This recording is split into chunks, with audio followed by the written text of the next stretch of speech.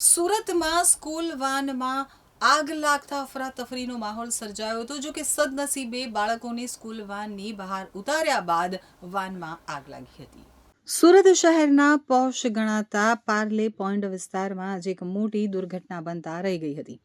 અહીં આવેલી જાણીતી એક્સપેરિમેન્ટલ સ્કૂલની બહાર જ વિદ્યાર્થીઓને ઉતાર્યા બાદ એક સ્કૂલ વાનમાં અચાનક ભીષણ આગ ફાટી નીકળી હતી. સદનસીબે તમામ વિદ્યાર્થીઓ સુરક્ષિત રીતે ઉતરી ગયા હોવાથી મોટી હોનારત ટળી હતી.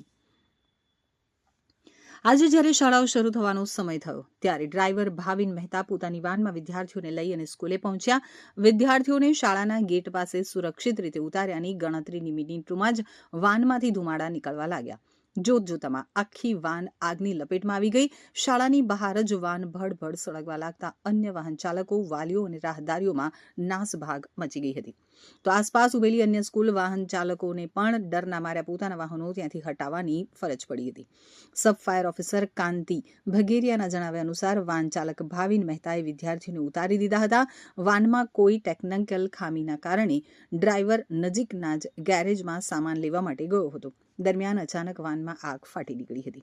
ઘટનાની જાણ થતાં જ ફાયર કંટ્રોલ રૂમ દ્વારા તાત્કાલિક ફાયર ફાઇટરોની ટીમ ઘટના સ્થળે રવાના કરવામાં આવી હતી. ફાયરના જવાનોએ ગણતરીના સમયમાં જ પાણીનો મારો ચલાવી આગ ઉપર કાબુ મેળવી લીધો હતો. જો કે ત્યાં સુધીમાં વાનનો મોટાભાગનો હિસ્સો બળીને ખાખ થઈ ગયો હતો.